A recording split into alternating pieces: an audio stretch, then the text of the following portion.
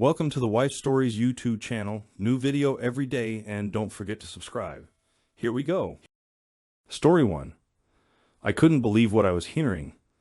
Here I am, at a major Chamber of Commerce function, about to receive an award, and Rhonda, my wife of 10 years, just whispered in my ear that she was going to leave with Gerald, my business partner, for a weekend in Las Vegas, immediately after the awards ceremony. Are you out of your mind? I asked quietly, so as not to be heard by anyone else. Only with lust, she whispered back, for him right now. I'm feeling his hardness through his trousers, and soon I'll be putting it inside me. We need to talk, I told her. But not now, later, after we get home from the ceremony. No, Ron, I'm telling you how it's going to be, she said. If you want to talk, you can give me some ideas, or maybe remind me of the things you've always wanted me to do with you but refused. I'll be home Monday evening, and we can talk then if you still feel the need.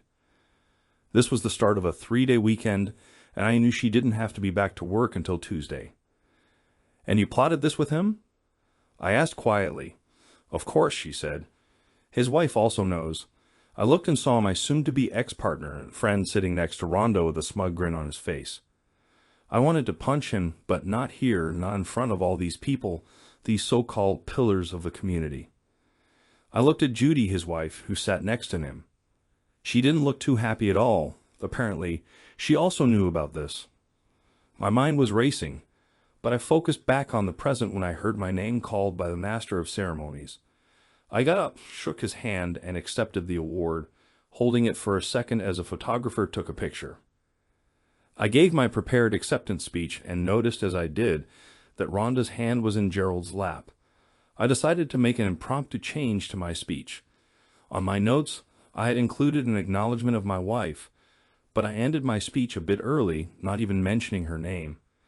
Instead, I thanked the community for their support and the chamber for the award, then ended my speech. I didn't know if anyone would notice the slight, but Rhonda mentioned it after I sat back down. What? Didn't I even rate a mention? She asked sarcastically, as I took a sip of my now tepid drink. I simply glared at her, not saying a word. So that's how it's going to be, huh? Well, like I said, we'll talk Monday evening when I get back. Gerald got up and headed for the podium, deliberately bumping into me on his way up. If you go through with this, don't bother coming back, I whispered to Rhonda as Gerald spoke. There will be nothing here for you to come back to. To emphasize the point, I slipped my ring off my finger and handed it to her.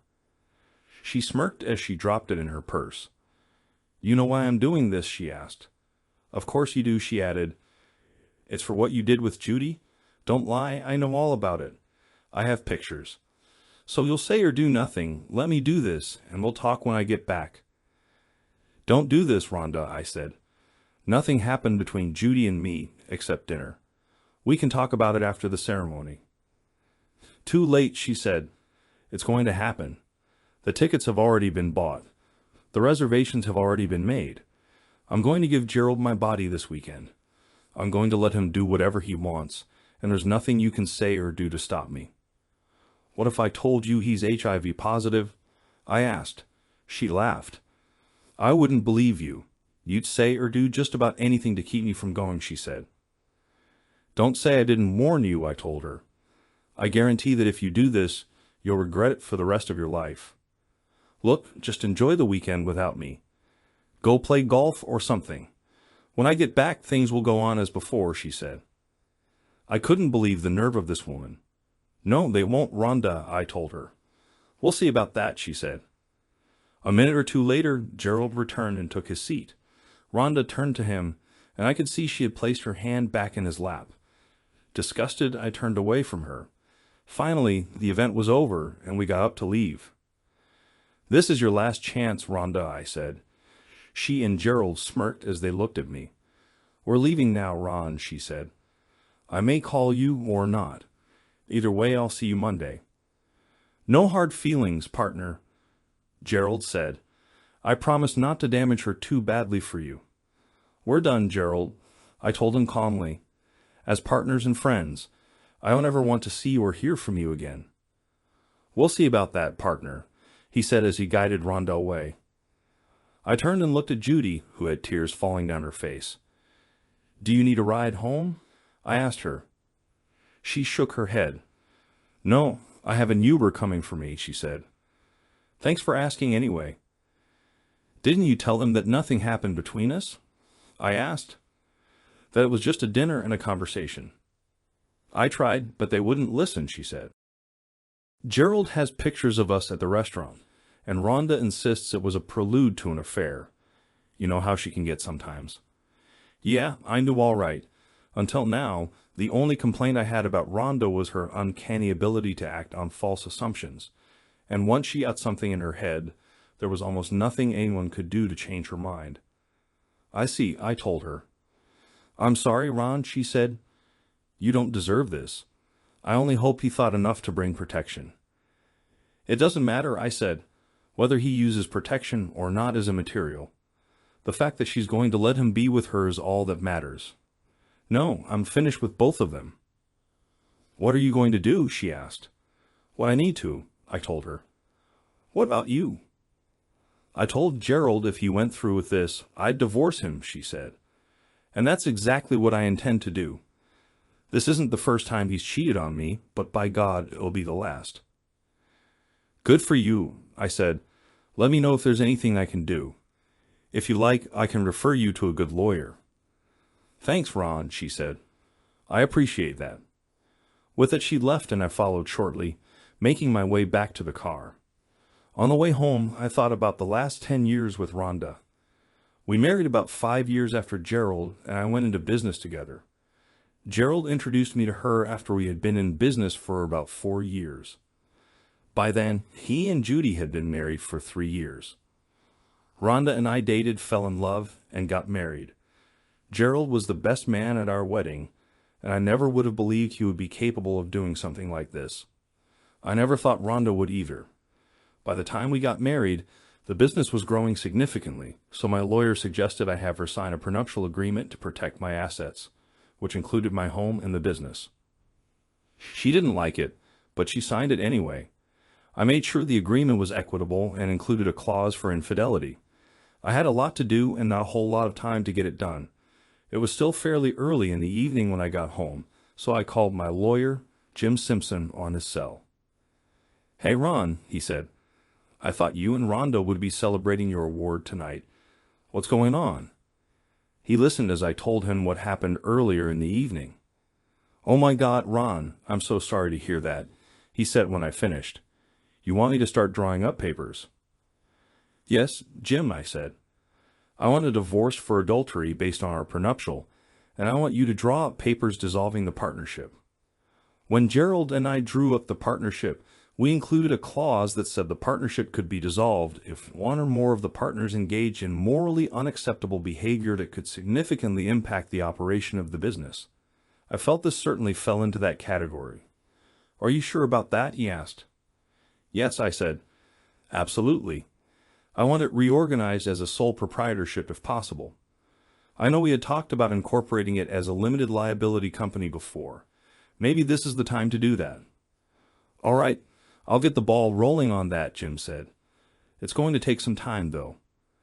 "I know," I said, "but I want the partnership dissolved as fast as possible, and I want my losses mitigated as much as possible."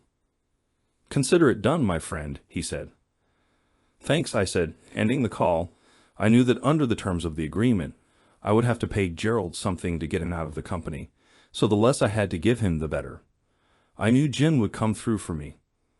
A couple of hours later, I got a call from Rhonda. "I just wanted to let you know we're at the hotel in Vegas," she said, "and I'm so ready for a weekend of fun. Rhonda, you should know before you do this that Gerald is HIV positive," I said. "If you go through with this, you'll regret it for the rest of your life. Stop this nonsense and come home right now.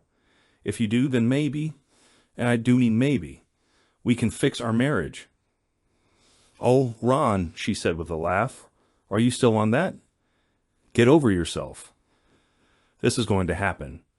I'm going to let Gerald enjoy my body all weekend long."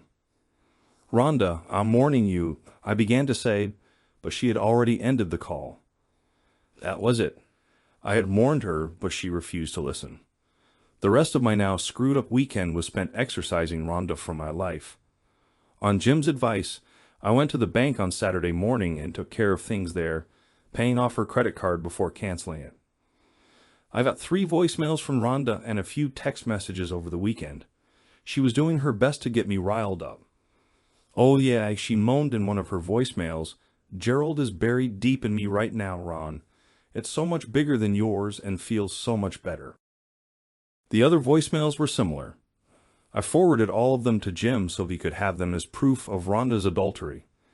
I also forwarded them to Judy so she could use them in her divorce from Gerald. I called a locksmith and had all of the locks changed on the doors. I wasn't worried about keeping the house, as I had bought it before we got married and the mortgage was in my name only. I tossed all of her clothes and prized possessions into trash bags and crammed them into her car, leaving enough room for her to drive. I pulled the car out of the garage and left it in the driveway. I pulled down all of the photos that included Rhonda. I broke up the large wedding portrait that hung over the fireplace before placing the broken pieces inside to be burned. By the time I was finished, there was no evidence that she had ever been in the place. After listening to her voicemails the next morning, I called her mother and said we need to talk. She invited me over for lunch, so I went. After eating a sandwich, she asked me what was going on, so I told her everything. I even played the voicemails Rhonda had left. By the time I finished, she was inconsolable. "That stupid, stupid girl," she said. "I can't believe she would do something like this to you. I'm so sorry, Ron. Of course, she can stay here until she gets back on her feet, but I'm going to tan her hide for this." "I'm sorry as well, Mom," I told her. I always thought of Rhonda's mother as Mom, especially since my own mother died from a stroke a few years before. "She's going to need all the help and support you can give her."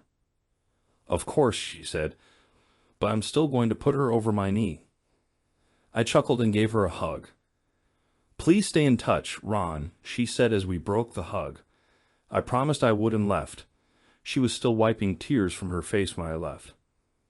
From there, I went to a tavern that served the juiciest burgers and enjoyed one with a couple of beers. Jim called me on Monday to say he had the paperwork drawn up, so I went to his office. Everything looked good, so I paid his retainer and left. The papers would be filed with the court the next day, which was Tuesday. "Where would you like her served?" Jim asked. "Preferably at her place of work," I said. "She humiliated me in public, so I think it's only fair I return the favor." "Okay," he said. Before I left, I got a couple more voicemails from Rhonda that day, the last one letting me know she was on her way home. I got a good laugh at that. Gerald dropped her off that evening at about 5:30, then took off. Apparently, he was a bit too cowardly to face me after what he had done. I waited and heard her come onto the porch. I heard her trying her keys, but none of them worked. Finally, she rang the doorbell. I ignored it for a few minutes, and she began pounding on the door. "Let me in, damn it," she yelled. I got up and walked to the door. I opened it and stepped outside. She looked at me before trying to walk inside, but I stopped her. "What are you doing? I live here too." "No, you don't," I told her. "Not anymore. You gave up that right when you left Friday night." "But I told you I would be back, and we could discuss things if you still wanted to," she said. "And why is my car in the driveway? Why isn't it in the garage? And what's all that stuff in it?" "That's all your stuff, Rhonda," I said. "Like I said, you don't live here anymore." "Look, I know you're upset," she said. "We can talk about it if you want." "I wanted to talk with you on Friday, but you weren't interested, remember?" I asked. "I practically begged you to listen to me, but you flat out refused and insisted on spending the weekend with Gerald." "That's right," she said. "Since you were with his wife, I figured I deserved to get some revenge." "And what proof do you have that I was with Judy?" I asked. "Show me." She pulled out her phone and showed me a picture of Judy and me at a table in a restaurant. "What's that?" she asked. "That's 2 people talking over dinner," I said. "There's no intimacy in that picture, and nothing happened between Judy and me. For that matter, I have never been with another woman since you and I became exclusive." "Then why were you having dinner with her?" Rhonda asked. "Surely you expected something afterward." There you go again, making false assumptions, I said. What are you talking about? She asked. That's what I wanted to talk to you about on Friday, but you refused to listen to me, I said. Tell me, did Gerald ever use protection this weekend? Of course not, she said. You know I hate it. I see, I said, and I guess you let him finish inside you multiple times. That's right, she said. I still have some of him inside me right now. I was going to let you clean it out of me, and if you were repentant, I was going to let you have intimacy with me. But I don't think that's going to happen. So you were planning to kill me then, I said. Her eyes grew wide. Of course not, she said. Where did you get that silly idea from? Do you remember a few months back when he said he wasn't feeling too well? I asked. That was just a few weeks after he returned from a trip back east. Yeah, I remember, she said. I suggested he go see his doctor and get checked out. He never told me what the doctor said, but Judy learned he tested positive for HIV. You want to know how she learned about it? I'll tell you. She learned about it because he infected her. She tested positive just recently. That's what we were talking about at dinner that night. At the time he infected her, he didn't know he had it, but he sure as hell knew this last weekend when he was with you. I handed her a copy of Gerald's test results Judy had given me the night we had dinner. Rhonda's face turned white, and her eyes widened. I even told you on Friday, but you refused to listen. Oh my God, you were telling the truth. I'm going to get sick.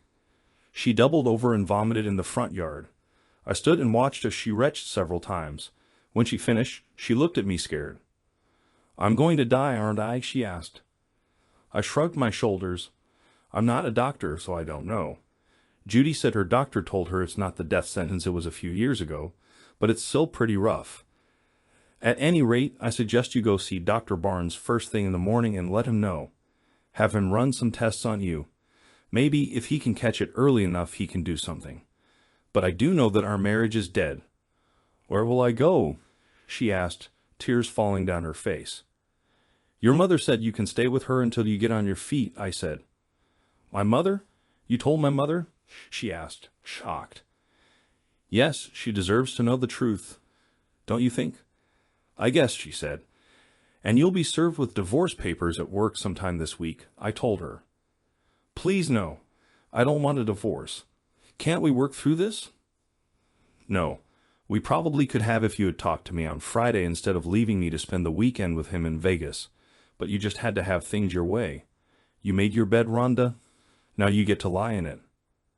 So, what were you doing with Judy in that restaurant? She asked. I already told you. Talking, I said. She got her test results and wanted to talk to me. She asked if I had any idea he was positive. Of course, I told her the truth. I didn't. I was trying to find a way to help the two of them get through this. But it seems Gerald decided to have her followed. He got those pictures of us in the restaurant. Naturally, when you saw them, you made your usual false assumptions, and here we are. I hope it was all worth it to you. Please, can't you just give me one more chance? She begged. I'm dying here. I've been dying since you walked out on me Friday night. But I love you, she cried. Yeah, right, I thought. Don't you have any love for me at all? She pleaded. Love you. Right now, I don't even like you. Now get off my lawn. I walked back inside and slammed the door, locking it behind me. I looked through the window and saw her sobbing as she knelt on the lawn. She looked totally defeated and forlorn. But right then, I didn't care. Eventually, she turned and slowly ambled to her car, still crying.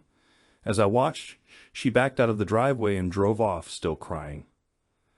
The next day, I got to the office early, hoping to catch Gerald when he came in. I had already advised security to confiscate his badge when he arrived and had a couple of security officers waiting by his office. When he arrived, he gave me a smirk but lost it when he saw the officers. What's this all about? He asked. They're here to confiscate your badge and make sure you don't take any company property when you leave, I told him. Leave? I'm not going anywhere. Wrong answer, I told him. As of today, the partnership is dissolved. You no longer work here. Bull, you can't do that. Read the agreement we both signed, I said, tossing a copy of it on his desk. I highlighted the appropriate clause. The dissolution of the partnership is being filed this morning, and the company is temporarily being reorganized as a sole proprietorship. I'll give you 15 minutes to pack your things and get off the property before I have you escorted out. Is this all because I was with your wife over the weekend? He asked. Partly. It's also for deliberately exposing her to HIV, which I've been told is a crime in this state. What? He asked. I saw your test results. Judy showed them to me. That's what we were discussing that day in the restaurant. She told me you infected her as well. I was planning to make you a silent partner so you could keep your medical coverage and still earn an income, but what you did this weekend was beyond the pale. You know you're infected, but you still chose to spend the weekend with Rhonda without informing her. That's illegal in this state. The two of you had this all planned out, except she didn't know you're HIV positive. In my view, what you did violates the terms of our partnership agreement.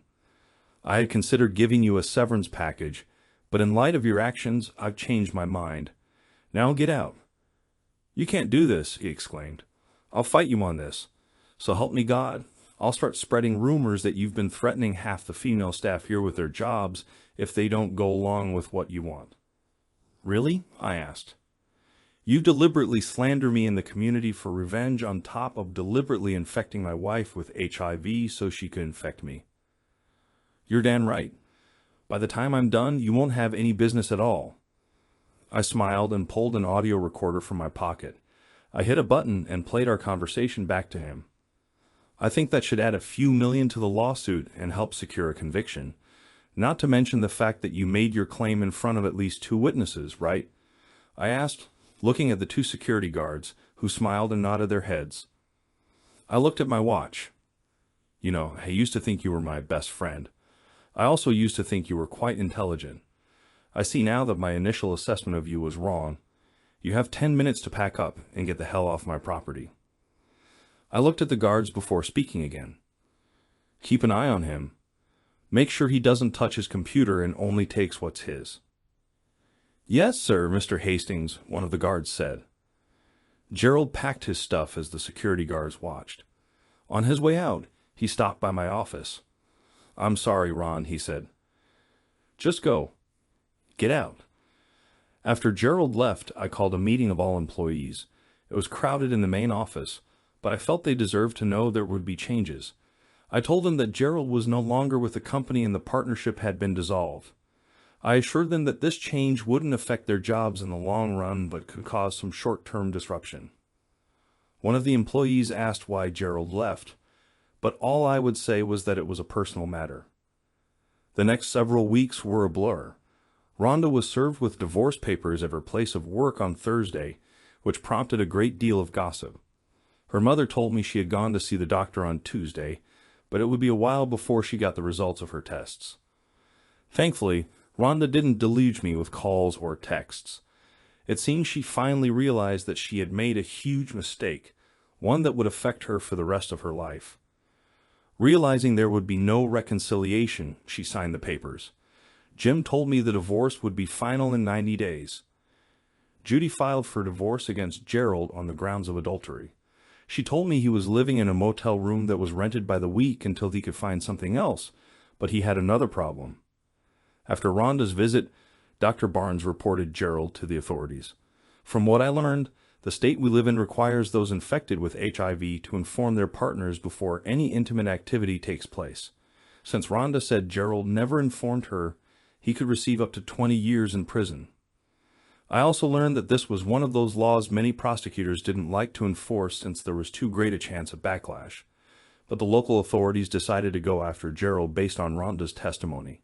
A week or so after being kicked out of his house, police showed up at the motel where he was staying and took him into custody, concerned that he could present a danger to the general population. He was placed in solitary confinement. Gerald's trial became something of a circus. The prosecuting attorney painted him as a cruel, manipulative man who deliberately set out to infect me, his partner, with the disease by first infecting Rhonda. Rhonda testified, as did I. Judy also testified. The prosecutor played the audio I captured in my office, putting Gerald in an even worse position. It didn't take long for the jury to convict him. Disgusted by what he heard, the judge sentenced him to the maximum allowable by law minus 20 years in the state penitentiary.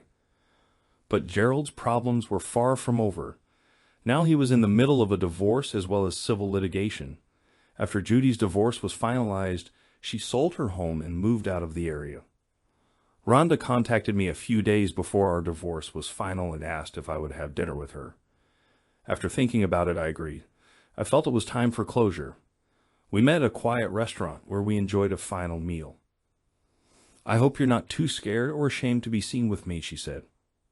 "We're not going to be swapping any bodily fluids, so it shouldn't be a problem," I told her half jokingly. "I got the results of my test. I'm positive." "I'm not surprised, but I am sorry to hear that," I told her. "It's not your fault. You tried to warn me, but I wouldn't listen. It's a mistake I'll be paying for the rest of my life." "So, what is the doctor doing?" I asked. "He's got me on antiretroviral therapy. It'll never be cured, but he tells me I can live a fairly normal life if I take the drug every day. Of course, I had to let my boss know. He's letting me telecommute so I can work from home, and Mom says I can stay with her as long as I need to." "That's good to hear," I said. "My lawyer is also filing a lawsuit against Gerald. I've been told it's pretty much a slam dunk with his conviction, but collecting may be an issue with him being in prison and all." "I see," I told her. "Well, I happen to know that his 401 week was pretty substantial, even after subtracting Judy's portion. She also sold their house, so maybe you can get his half of that. Have you spoken with her recently?" "I have. She's out of the area, but we still talk from time to time. I'll mention that to her and see what she says." "What happened to you, Rhonda?" I asked after a while. "I don't get it. I wanted to have kids with you, spend the rest of my life with you." "I don't know," she said quietly. "When Gerald showed me those pictures of you with Judy, I lost it. I just knew you were having an affair with her. I really jumped the shark on that, didn't I?" "Just a bit. But why didn't you just talk to me?" I asked. "I was angry. I didn't want to hear anything you had to say. Judy tried to warn me as well, but I figured she was in cahoots with you and would say anything to stop me. I even told you that Friday about Gerald," I said. "Twice. I hoped you would have gotten the hint." "Frankly, I didn't want to hear anything you had to say," she told me. "And now I'm paying the price. I'll be paying it for the rest of my life. Can you ever forgive me for being so stupid?" "I don't know. Right now it's all I can do to be civil around you." "I thank you for that at least," she said. "I know it's probably not easy for you. So how are you holding up?" "I manage. I stay pretty busy with the business now that Gerald is gone. My workload has doubled, so there's no shortage of things to do." "Any women in your life?" she asked. "No. I'm not in the market for a relationship. Probably won't be for quite a while. Once bitten, twice shy, you know." "I'm sorry," she said. "I've learned a thing or two myself from all of this." "What's that?" she asked. "Never trust anyone," I said. She looked at me shocked. "I knew Gerald for years before I met you. That is, I thought I knew him. I had no idea he was capable of doing what he did. And the things I learned about him during their divorce frankly make me sick to my stomach. What you did certainly didn't help." "I'm sorry," she said. "Yeah, well, it is what it is," I said. "I see you're still wearing your rings," I added, looking at her left hand. "We're still technically married," she said, "at least for a few more days. If you want them back, you can have them. But I was hoping you'd let me keep them." "I don't want them. I just take them down and sell them anyway. Why would you want them?" "As a reminder," she said, "of what I once had and threw away." "They're yours," I said. "Do with them what you want." "Thank you," she said quietly, a tear falling down her cheek. "I'd better get going now," I said. "I have a lot to do yet tonight. Tell your mother I said hello and good luck." "I will," she said. "And thanks, Ron. I really am sorry about all this." "Yeah, me too, Rhonda. Goodbye." I could hear her sobbing as I left. I wasn't as angry as I was when this all first went down, but I still felt sad. It's not easy ending a decade-long relationship with someone you thought you'd spend the rest of your life with. Work went on as normal, and within a year, things had settled down to a steady roar. I had plenty of opportunities but chose not to date or pursue a relationship. I still had some serious trust issues after what Rhonda and Gerald had done to me. Life consisted of working, eating, and sleeping. I had no social life whatsoever. A year and a half after my divorce, Denise, my secretary, introduced me to her younger sister, Angela, at a company event. She was a couple of years younger than me and had just gotten through a divorce from her husband, who left her for another woman. We began dating, taking things one step at a time. Slowly, both of us had been burned by our previous spouses and still had some trust issues. But as we spent more time together, our trust in each other grew. We dated several times over the course of a month before we ended up spending the night together in my bed. A few months later, I popped the question, and she said yes. Our wedding is set for the spring, to be followed up with a 5-day Caribbean cruise. We extended an invitation to Rhonda's mother, but we don't know if she plans to attend. I'm still hurting from what Rhonda and Gerald did, but Angela has done a superb job of healing the scars. I've done my best to help her heal as well, and I'm certainly looking forward to spending the rest of my life with her. Thinking about Angela, I'm often reminded of the old saying, sometimes the bad things that happen in our lives put us directly on the path to the best things that will ever happen to us. Story 2. I knew things were going to be different as soon as I started my new school. I was born and raised in Philly, and moving an hour away from the city would definitely take some adjustment. Adjustment meant I had to learn to live with it. I kept my nose clean and stayed out of trouble at my father's request and my mother's insistence. The population was diversified, to say the least. Some black people, some Hispanics, a few Italians, and some Jewish folks. The majority were hard-headed Dutch. There weren't Amish or Mennonites, just German Lutherans who dominated the area and everything in it. It was a melting pot, so I had no real trouble blending in, but I missed my Philly friends. I stayed in the area after graduation, mainly to be close to my family. I still made regular trips to the old neighborhood and stayed close to my old friends. I got my first job driving a fuel oil delivery truck. In a few years, I was working inside, dispatching, and taking orders. I had a knack for the business and could actually see myself as an owner of a similar operation in a few years. I had no trouble finding friends of the opposite gender, and my social life was better than expected. When I got married, my mother was a little disappointed that my new wife wasn't Italian, but she did her best to make sure Marcy was accepted without reservations. After 2 kids, Marcy insisted I get a vasectomy. I had no problem with that, but once the kids started school, Marcy wanted to go to work. My father never felt it was a good idea for a wife and mother to work. I'm not completely sure of the rationale behind this, but looking back, it made sense. It wasn't that I minded Marcy working, but I disliked the fact that she was socializing with people she knew and grew up with. I liked some of her friends, but not all of them. In school, she had been involved in all sorts of student activities and enjoyed them. I avoided such things and the people who participated.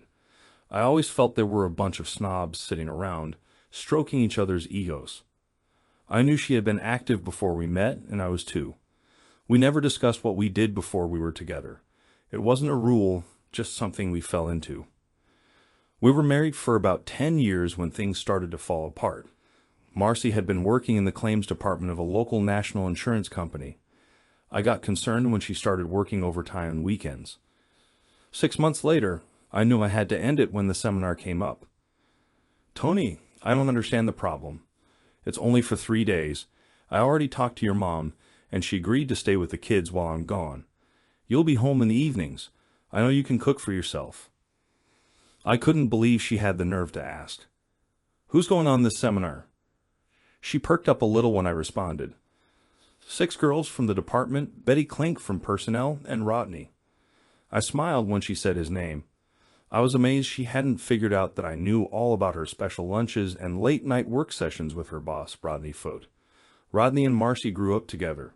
He was one of those kids who joined every club in school, but never participated in sports. Do you take me for a fool, Marcy? I don't understand. What are you talking about? I've known about you and Rodney for 6 months now. If you think I'm going to let you go away with him for 3 days, you're out of your mind. Tony, What are you talking about? Rodney is my boss. There's nothing going on between us. I would never think of cheating on you. You know that. I looked at the empty beer can in my hand and slowly got out of my chair. As I walked to the kitchen, I crushed the aluminum can and threw it at the trash. I missed but didn't bother picking it up. The new can made a hissing noise as I popped the top and sat back down. Marcy just sat, waiting for me to respond. You're the mother of my children, and as a mother, you do a great job. The only reason I haven't thrown you out is because of that. I talked to my mom, and she said I should stay firm for the kids' sake. If I divorce you, the courts will give you my kids. I can't let that happen. You told your mother I was cheating on you. No, someone from church told her. I didn't deny it when she confronted me. You're not serious. I don't believe you. Why are you saying all this? I took a swig of beer and smiled. Rodney lives at 321 David Drive, 3 blocks from your office. You and your boss go there about 3 times a week and stay for 3 hours each time. What do you do at his apartment for 3 hours? After you explained that, tell me about all the overtime you've been putting in at the office. Did you know your office cleaning lady goes to church with my mother? Her eyes filled with tears, and her lower lip trembled. As long as you don't publicly embarrass me or my family, I won't do anything. If that changes, all bets are off. You can leave or stay, but you won't take my boys from me. She jumped to her feet, clearly upset. Damn you, Tony. I hate you, you jerk. That was the first time she'd ever insulted me and the first time she made a derogatory remark about my heritage. The Dutch in her finally came out. We had 2 boys, Terry and Rick, who shared a room with bunk beds. The 3rd bedroom became my room. It was a rented house. We had over $60,000 saved for a down payment on our dream home, but my dream had turned into a nightmare. Nothing more was said about the seminar. Marcy no longer worked overtime. She packed her lunch every day. The atmosphere at home wasn't chilly. It was freezing. Mom had no new feedback from her church friends. Things seemed normalizing, but I still felt uncomfortable. There was no intimacy between us, and I knew I wouldn't tolerate that for long. Against my better judgment, I agreed to accompany Marcy to her company Christmas party. I didn't want her to go alone, and I thought I could quietly pass the evening by staying out of the way. It was a good plan, but full of flaws. The company rented a hall with a dance floor, buffet table, and open bars. By the time we got there, the only tables left were near the company big shots. It was obvious all the employees were avoiding those seats. Things seemed all right for the first hour. I noticed Rodney across the room, hanging out with some friends. Several of Marcy's co-workers asked her to dance, and I was fine with it since I didn't want to.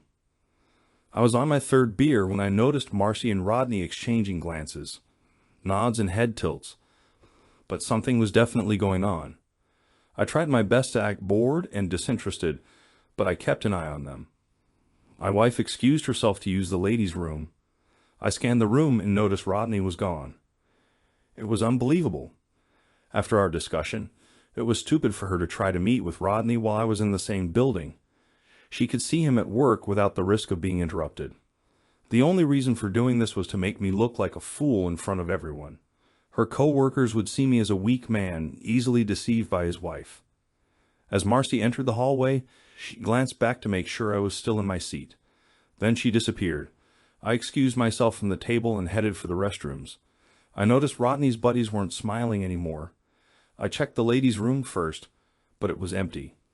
I had better luck in the men's room. They were kissing, his back to me, and his hand was under her skirt. There was no resistance on her part.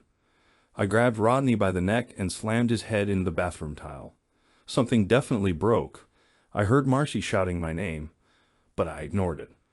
I spun Rodney around, and blood from his broken nose splattered on my shirt.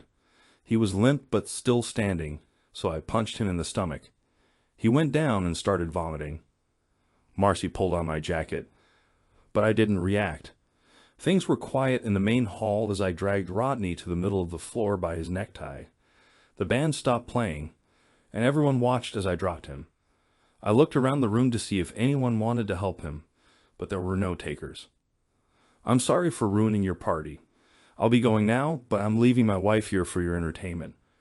Drop her off at the house when you're done with her." Rodney was trying to get up, his face a bloody mess. Marcy stood in the doorway, her mouth hanging open. It was hard to tell if she was upset with what I had done to her lover or with what I had just said to her coworkers. I didn't care. Rodney was directly under the mistletoe, and I couldn't help myself. Before leaving, I kicked him, and he collapsed. No one ever said a word. I called my mom from the car and asked her to come by the house to pick up the boys. Going out of town for a few days seemed like a good idea, and I didn't want to leave the kids with their mother. I was sure she would be in no condition to properly care for them. I was making plans as I drove, having no idea what I was going to do or where I was going to go. My boss had no objection to giving me a week or so off. Mom and Dad were already there when I arrived. After paying the babysitter, I helped get the boys ready. On one bag consisted mostly of socks and underwear, but I threw in a few shirts and pants, just in case. Before leaving, I got the cash box out of the basement rafters. The banks were paying less than 1% interest on savings accounts, so I decided to keep the money at home. I know it's foolish to keep $62,000 in the house, but I guess it's something I inherited from my mom. She used to keep big stashes all around her kitchen. I was turning out all the lights when a cab pulled up and dropped Marcy off. She walked in and sat on the couch without saying a word. She looked more worried than mad, more upset than scared. "I told you there was only one rule. Do not humiliate me or my family in public. You just couldn't resist doing it, could you?" I waited for a moment as she started crying, then walked out the door. It was just a little past 9 as I hit the Schuylkill Expressway. That party didn't last long, at least not for me. I decided I'd spend a few days in Atlantic City before going back home. But first, I had to see my old friend Saul. Saul had a sandwich shop in the old neighborhood. It wasn't like the flashy ones you see in Philly travel films, but more of a convenience for the people who lived close by. His primary income came from other endeavors most of us either ignored or participated in. He lived on the second floor and worked out of the back room. It was like an old home week. After I explained my situation, he agreed to help me. "Tony, it's going to cost you 20. Can you handle that, or do you need me to spot you?" "I got up front, no problem," I replied. "Do you want it messy or quiet?" "Transparent, no fuss, no muss, nothing. I just need to leave for a few days. Got anything set up?" "No, I was thinking of going to Atlantic City," I said. "How about 6 days and 7 nights at the Taj?" "What are you talking about, Saul?" "I got some comps coming. I think it would work out pretty well for you." "Sounds good to me. Are you going alone, Tony?" "Yeah, this is all spur of the moment. I didn't have time to invite guests." "You shouldn't be alone. You need someone to verify you were there. Hold on." Saul picked up the phone and dialed a number that must have been familiar. "Carla, it's Saul. Make yourself pretty and get down here." "No, nothing like that. You're going on vacation." He snickered as he hung up. "Tony, remember Carla? My brother Michael's oldest?" "Yeah, chubby little thing with dark brown eyes. I remember she was always laughing. How old is she now?" Saul smiled at my recollection of his niece.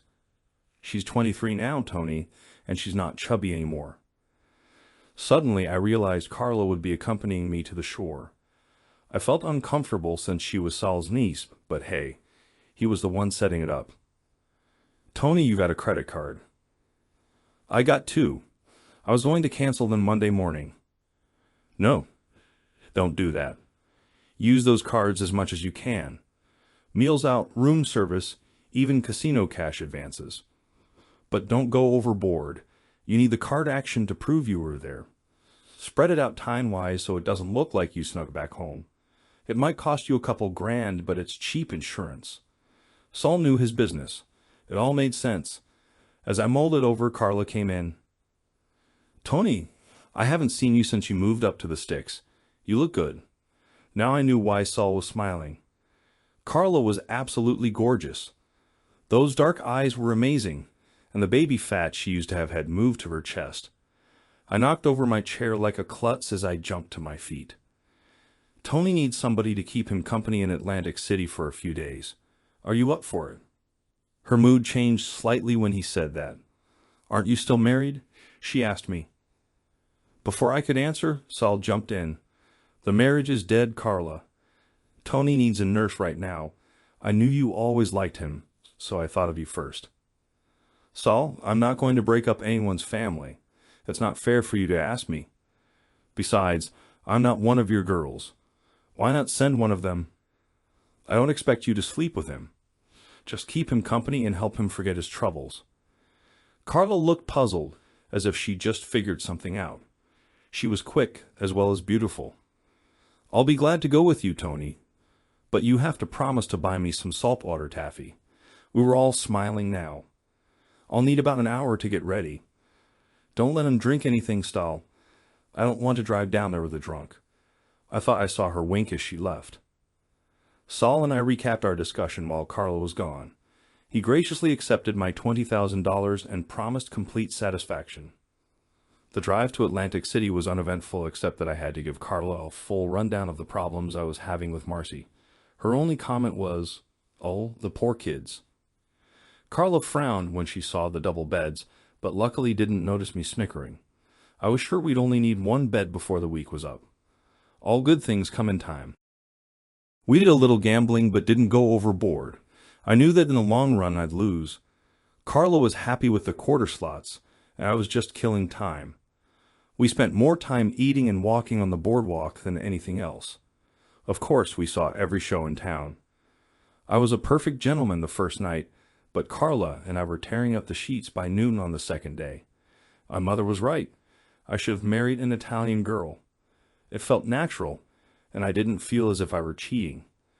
We were getting ready for supper on the fourth day when we got visitors. Two men, not in suits but sports jackets. Tony Randazzo? I'm Ray Fritz, and this is my partner, Rupert Marks. We're from the Berks County Special Crimes Task Force. Can we talk with you for a few minutes? Carla walked out of the bathroom in her undergarments. She glanced at the two men, walked to the bed, and picked up her bathrobe. She seemed a little embarrassed but knew they might pay me a visit. Do you want to give me an idea of what we'll be talking about? I asked. We'd like to talk about your relationship with Rodney Foote. I didn't have a relationship with Rodney Foote. My wife did. Fritz did most of the talking while Rupert stared at Carla. We realized that, Mr. Randazzo, we understand you had words with him at the Continental Insurance Christmas party. Is he pressing charges? No, he's disappeared, and we were wondering if you could help us locate him. Gentlemen, before we discuss this further, I'd like someone from the Atlantic City Police Department here. And I don't mean a patrol officer. If you can't arrange that, I want a lawyer from Reading. Carla, now dressed, was putting on her jacket. Sorry, fellas, but we've got 6 o'clock reservations. The steaks at the safari are fabulous. I'll probably be home this Friday. Would you like me to talk with you then? They seemed dumbfounded. Why do you think something happened to him? Maybe he just left town for a while. He was picked up by a cab leaving the Community General Hospital on Sunday morning, and no one has seen him since. I nodded. Well, I've been here since Friday night. You can verify that with the hotel staff. Now, if you'll excuse me, we're going to have some steaks. Any more questions? Yes, but they'll wait until Friday. We expect to see you then. I gave them a simple nod and gently steered them towards the door. We all rode the elevator together, and nothing more was said. When we reached the lobby, they went to hotel security while Carla and I headed for the safari. Terry and Rick were all over me when I got home. The saltwater taffy helped. Marcy, on the other hand, was cold. It was clear she had no idea what was expected of her. After talking with the police, I spent the afternoon with the boys and planned to have a talk with Marcy that evening. The boys were in front of the TV for the night, so I sat at the kitchen table, waiting for Marcy to finish cleaning up. She took longer than usual, but I didn't budge. Finally, she turned toward me and sat with her elbows on the formica top. What did you do with Rodney? She asked, not mad or demanding, but sincerely concerned. I was in Atlantic City all week. I haven't seen Rodney since the party. You hurt him? I hope so, I replied. He was in the hospital for 2 days. You broke his jaw and nose. He deserved it. She seemed to run out of questions. What were you doing with him in the men's room? I asked. Silence. Why did he have his hand up your skirt? Still no answer. Marcy was wringing her hands, staring at the tabletop. Why aren't you at work? And why are the kids home on a school day? I had to quit. I couldn't go back there. I took the boys out of school because your mother said you might be home today. It was time for confrontation. I told you there was only one rule. You couldn't do anything that would humiliate me or my family. A simple rule. Why did you ruin everything by violating it? You both felt you had to rub it in. Why? Marcy seemed more nervous as the conversation went on. I slammed my fist on the table hard. Why? Answer me. I don't know. I don't know. It just happened. You were sitting in the corner like a lost puppy, and we thought we could take advantage. We had no idea you'd go crazy. You acted like a madman. I was scared to death. At least I got some emotion out of her. But none of it made sense. I wouldn't even try to analyze what she said. It was stupid to do that while I was there. They had weeks to get together before the party, and I never would have known. No, they chose that time and place to humiliate me. Her rambling wouldn't change that. Marcy, you have 3 choices. Stay here and be a proper mother to your children. Get a divorce and leave without the kids. Or just disappear. If you stay, we won't live as husband and wife, and I won't tolerate any more affairs with Rodney or anyone else. At the mention of Rodney's name, Marcy burst into tears. Before she could choose, she bolted from the room bawling, I guess we finish the conversation tomorrow. Adjustments were made. I got a small apartment a few blocks from the house so the boys could visit any time. Carla moved in with me. The police talked to me a few more times but then stopped.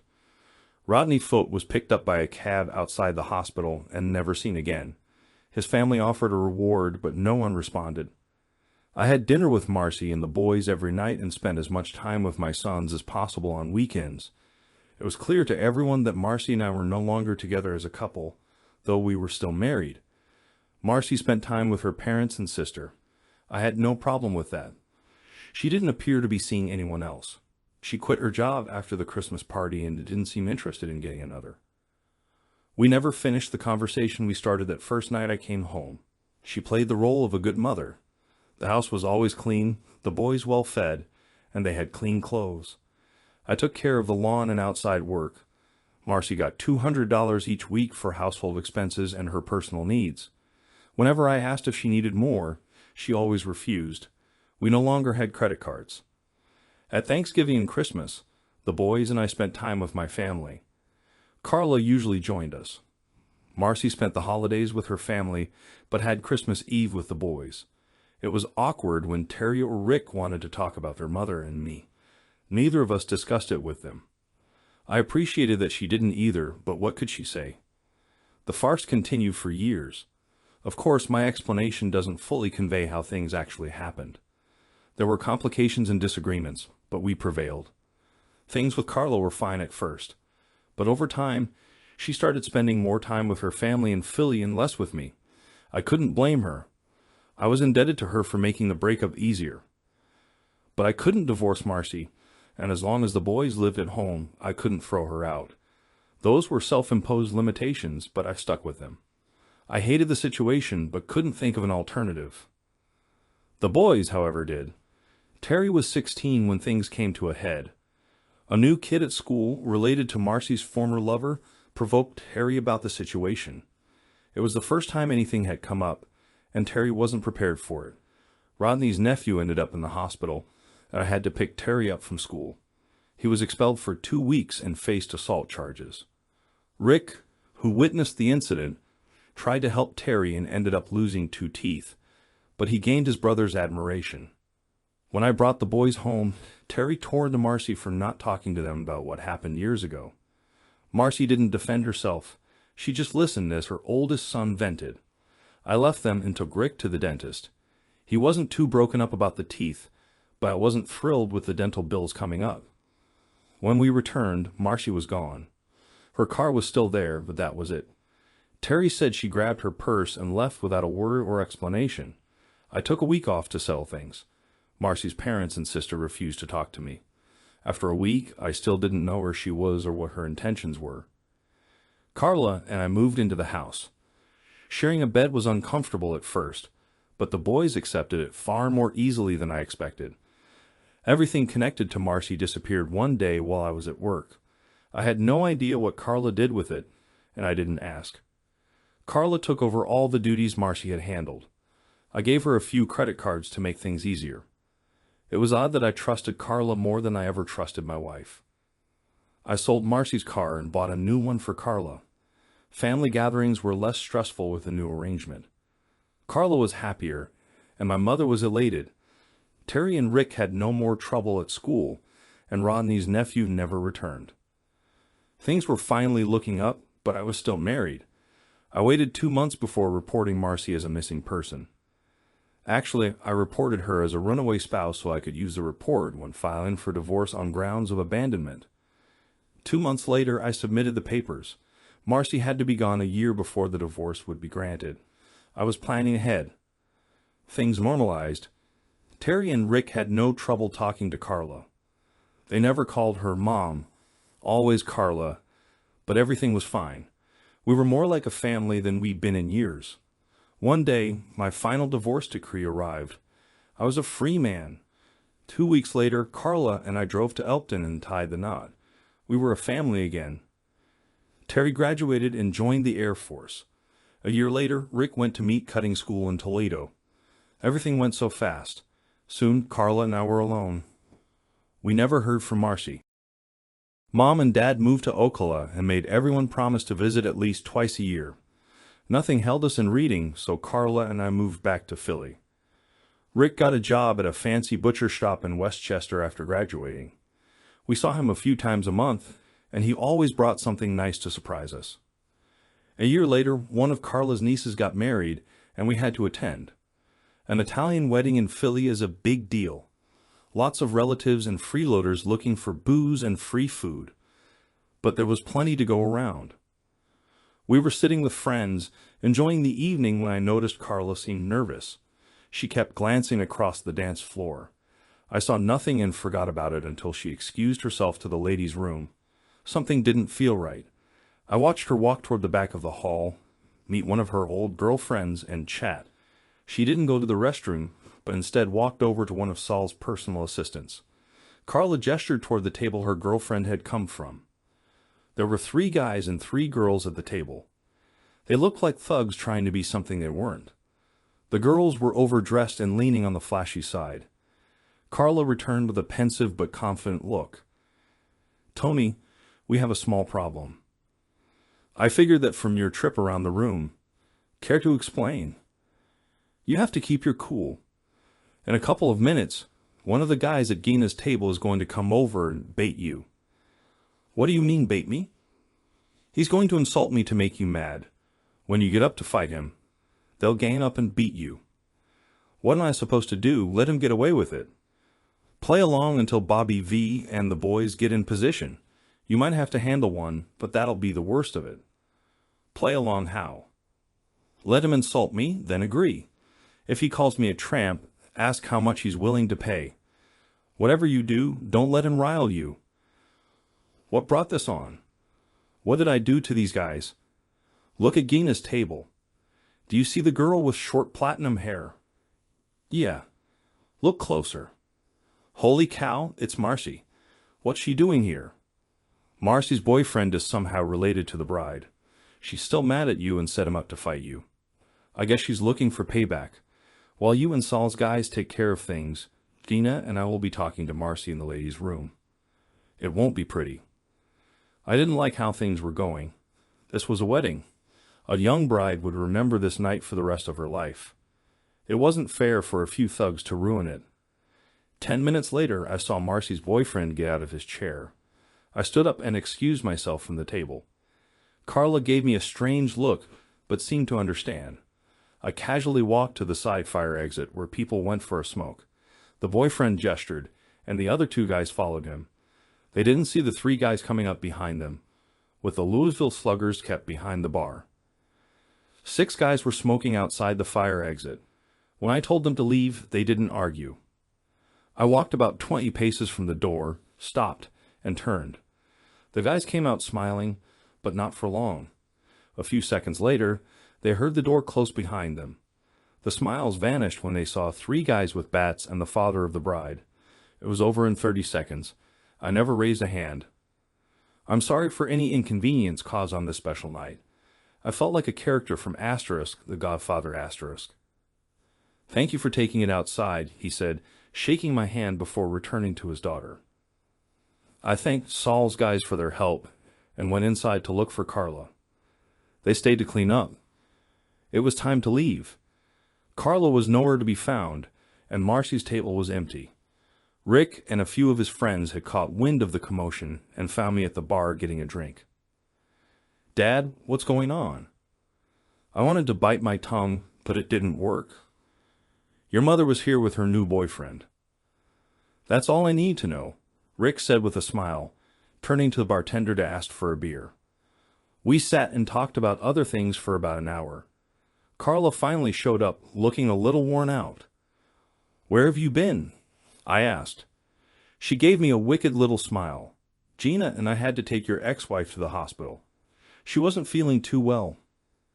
Rick and I couldn't stop laughing. Tony, can we go home now? It had been a long night, but a lot of fun. We never saw Marcy again. Carla and I are still together in the old neighborhood. Life is great.